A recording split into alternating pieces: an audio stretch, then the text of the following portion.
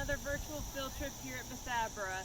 Today we're going to talk about the building behind me, which is called Gemeinhaus, which was the church and the ministers' living quarters here at Bethabara.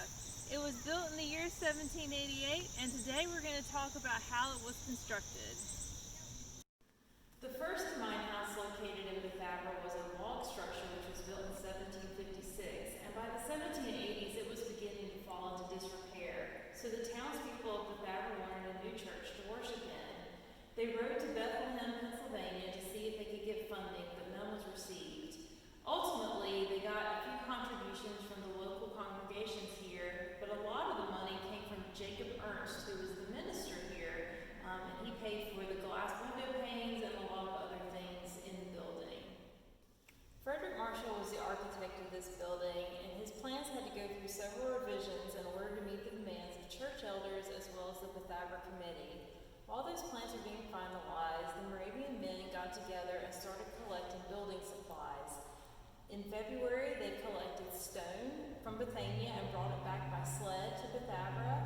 They also chopped trees down behind Brother Warnley's home here in Bethabara, and they also were starting to fire bricks and tiles for this building.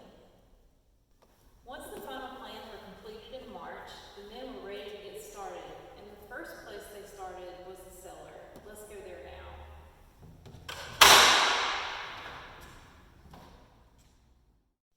The cellar, which was made to keep food cold during the summer months and also to preserve it during the winter months, was dug in just 10 days. And soon after that, they began to build the walls, which you can see here. The vault that's above me was constructed in July. And you may be able to see this, but there's quite a bit of graffiti in here as well from many years ago. Right now we're standing in the vestibule, which wasn't in the original plan by Frederick Marshall. The church elders wanted a place for people to be able to enter on two different sides, and this is located just above the cellar where we just were. One of the things that makes this building so special is the number of Moravians in the area that lent their special talents to its construction. One of those people was Brother Johann Kraus, who was a joiner in Salem, and he came and built all of the window frames and door frames here in just 12 days. And the detailing that you see on the window frames here actually matches the door frame detailing that you can see over here. In October of 1788, 3 tile stoves were installed in the Gemeinhaus, such as the one that's behind me. The potter, Rudolph Christ, would have actually made these tiles out of molds before he then glazed and fired them. And the potter was also the person responsible for building the tile stoves. So Rudolph Christ would have been in here constructing these. During this time in 1788, Peter Oliver, an enslaved man, was also working in the potter's shop, so it's possible that he also assisted in the construction of these tile stoves. Right now we're standing in the minister's kitchen. This would have been used by the minister and his family, as well as other members of the community from time to time. All the materials used for this structure were locally sourced, including the stones that you can see on the floor here, which help to keep the room cool and also help prevent fires.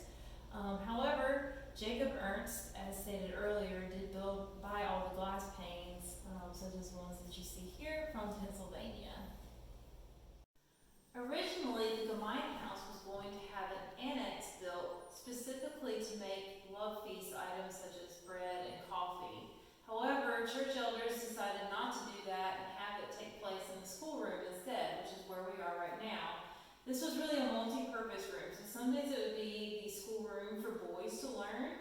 Girls would learn in a separate building. Some days it was a meeting space, and on special occasions it was a love feast prepping station where coffee could be made in this large kettle behind me here, and mugs and bread could be set out to take in to dissolve for their very special love feast service. During the planning phases, this gallery was added so that wind instruments could be played.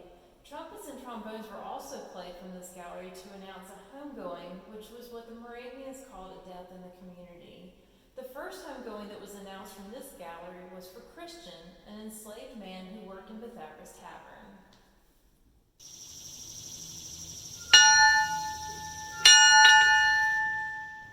Here we are in the bell tower. This is actually the second bell tower that was built. The first one was built in just 2 days, but it leaked a lot, and so they ended up building a smaller bell tower later. In November of 1788, the new Gemeinhaus was finally complete, and on November 26th, the congregation gathered in the Saal, or worship space, of the old log Gemeinhaus for the last time. Afterwards, they gathered in a procession and walked from the old Gemeinhaus to the new Gemeinhaus, taking this lantern with them. Thank you for joining me for another virtual field trip. We're going to take a little break from these for now, but be sure to tune in for